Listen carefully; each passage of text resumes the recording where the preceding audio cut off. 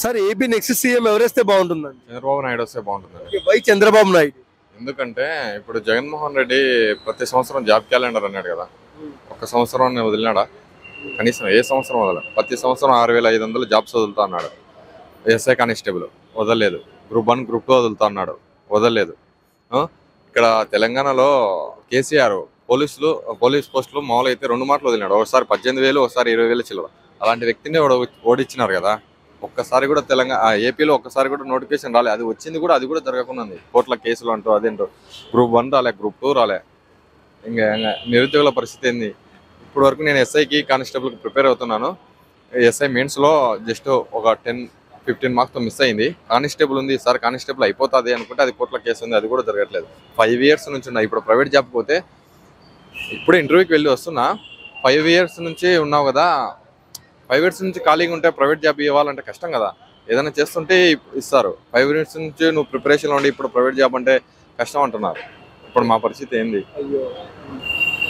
నారా లోకేష్ గారి పైన మీ ఒపీనియన్ ఏంటమ్మా? Is a good person.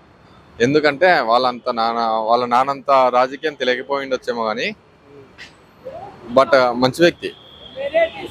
ఆయన నారా బ్రాహ్మిణి ఎలా ఉంటుంది? ఆమె మంచి పదవి ఇస్తే ఆమె గురించి నాకు ఐడియా లేదు. ఐడియా లేని వ్యక్తుల గురించి మాట్లాడాలి.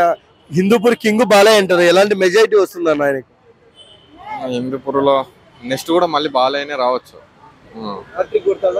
కొడతాడు అనుకుంటున్నా మ్యాక్సిమం. కానీ జగన్మోహన్ రెడ్డి పరిపాలన బాలేదు. ఎందుకంటే నేను కూడా పోయినసారి జగన్మోహన్ రెడ్డికి వేసాను, బట్ ఇప్పుడు లేదు, అంతగా లేదు. అక్కడ చాలా వరెస్ట్గా ఉంది. ముందు ఏపీ సిచ్యువేషన్ చాలా దారుణంగా ఉంది. అది ఎట్లా చెప్పాలన్నా నేను కూడా మాటల్లో చెప్పలేను, అంత దారుణంగా ఉంది అనమాట. అండ్ ఈసారి రోజాకు టికెట్ లేదంటున్నారు, మంచిది అంటారా కాదంటారా?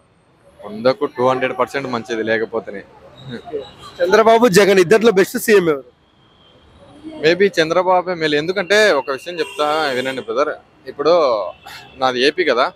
ప్రైవేట్ జాబ్ కోసం ఎందుకు వస్తున్నా ఇక్కడికి హైదరాబాద్ ప్రైవేట్ జాబ్ కోసం ఎందుకు వస్తున్నా? అక్కడ డెవలప్మెంట్ లేదు కదా, ఇక్కడికి వస్తున్నా. అదే ఆంధ్రప్రదేశ్ డెవలప్మెంట్ ఉంటే ఇంత దూరం నేను రావాల్సిన అవసరం లేదు. నా స్టేట్లోనే నేను చూసుకుంటా కదా. మళ్ళీ స్టేట్ డెవలప్మెంట్ అనేది చాలా ఇంపార్టెంట్.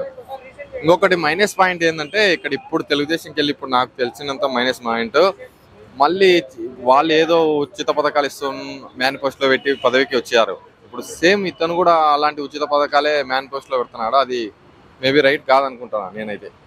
Thank you sir.